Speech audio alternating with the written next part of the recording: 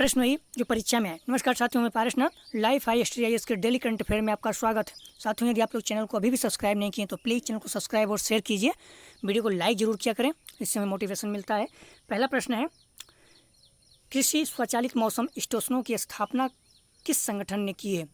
ए भारतीय मौसम विभाग, बी पृथ्वी विज्ञान मंत्रालय, सी ए और बी दोनों, डी इनमें से कोई नहीं। साथियों, इसका सही जवाब है ए भारतीय मौसम विभाग। अगला प्रश्न है, हाल ही में किस उच्च न्यायालय ने ऑनलाइन गेम पर प्रतिबंध लगाने वाले तमिलनाडु के कानून को रद्द कर दिया है? ए इलाहाबाद उच्च न्यायालय, बी मद्रास उच्च न्यायालय, सी दिल्ली उच्च न्यायालय, डी बम्बई उच्च न्यायालय। साथियों, इसका सही जवाब है बी मद्रास उच्च न्यायालय। अगला प्रश्न है, वर्तमान केंद्रीय कानून और न्याय मंत्री कौन है? अभी चर्चा में थे। किरण रिजिजू, बी पीयूष गोयल, सी वीरेंद्र कुमार, डी सुब्रमण्यम जयशंकर। साथियों, इसका सही जवाब है ए किरण रिजिजू।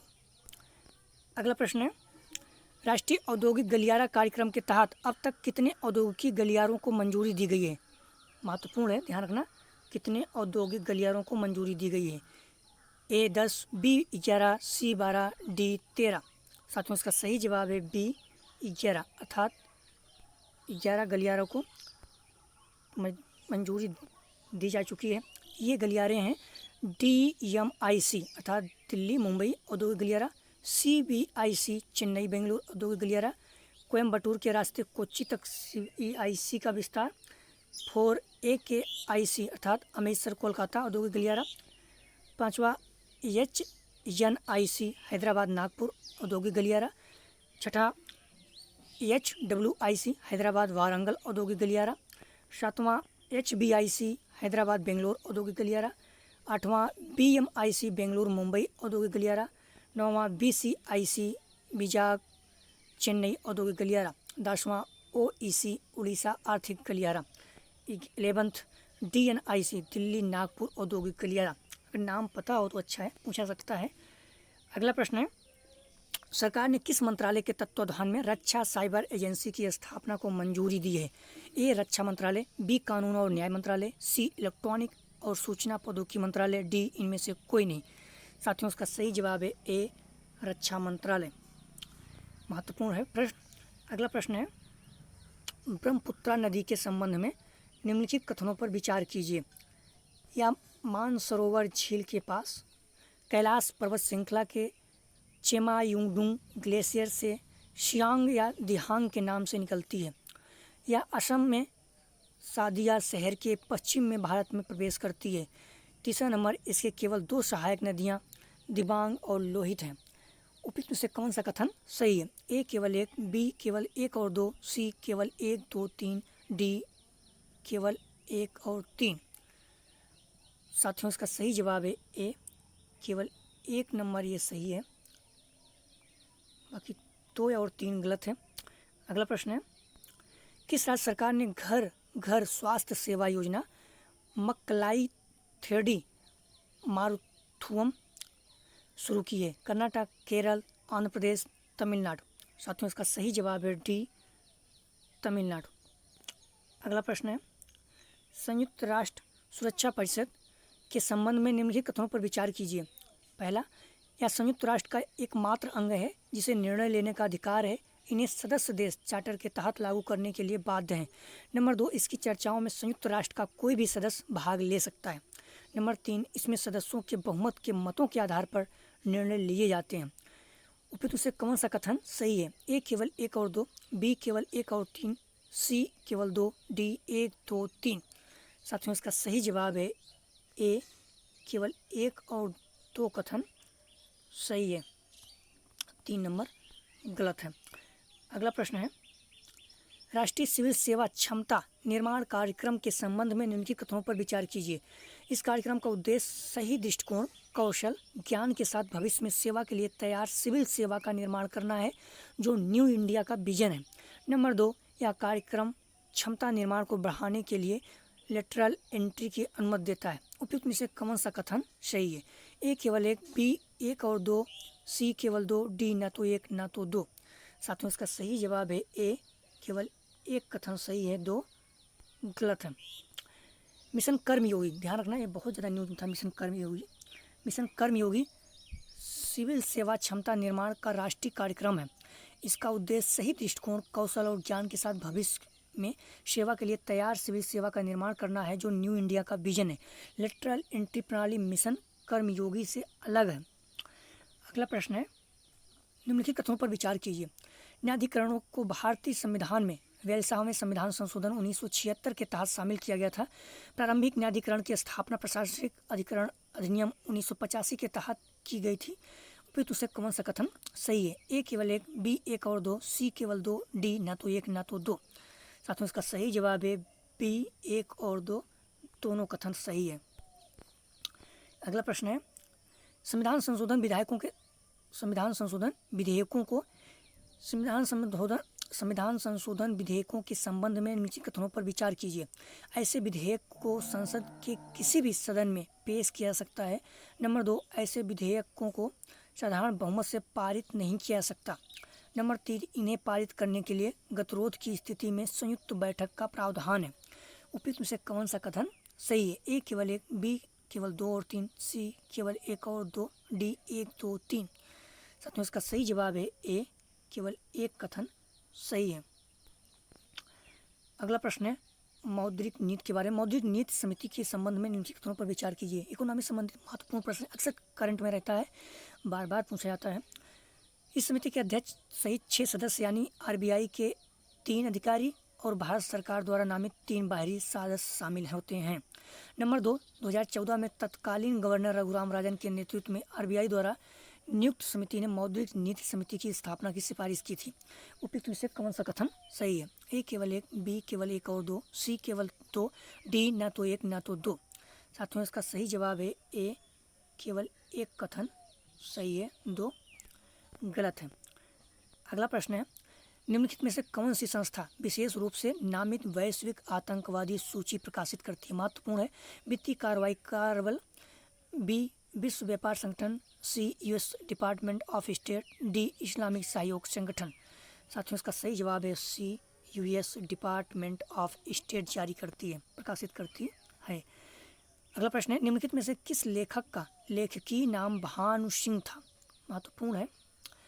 बंकिम चंद्र चटर्जी, रविंद्रनाथ टैगोर, लाला हरदयाल, डी दीनबंधु मित्र।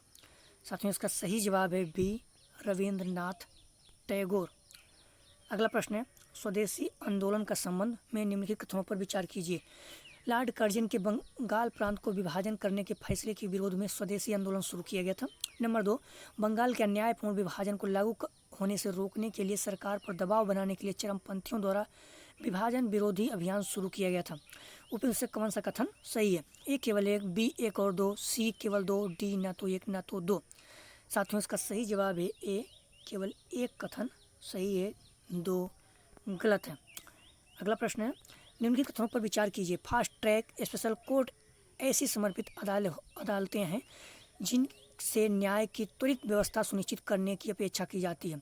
नंबर 2, अनुच्छेद 247 संसद को उसके द्वारा बनाए गए कानून या संघ सूची में उल्लेखित किसी मौजूदा कानून के माध्यम से बेहतर प्रशासन के लिए कुछ अतिरिक्त अदालतों की स्थापना करने की शक्ति देता है। उपयुक्त से कौन सा कथन सही है? ए केवल एक, बी 1 और 2, सी केवल 2, डी ना तो 1 ना तो 2। साथियों इसका सही जवाब है बी 1 और 2 दोनों, अर्थात दोनों कथन सही है। अगला प्रश्न है, नीरज चोपड़ा ने, महत्वपूर्ण प्रश्न है, निश्चित रूप से किसी से एग्जाम में आएगा क्योंकि भारत के लिए गर्व की बात है। बहुत दिनों बाद स्वर्ण पदक मिला है और इस ओलंपिक में पहला स्वर्ण पदक था।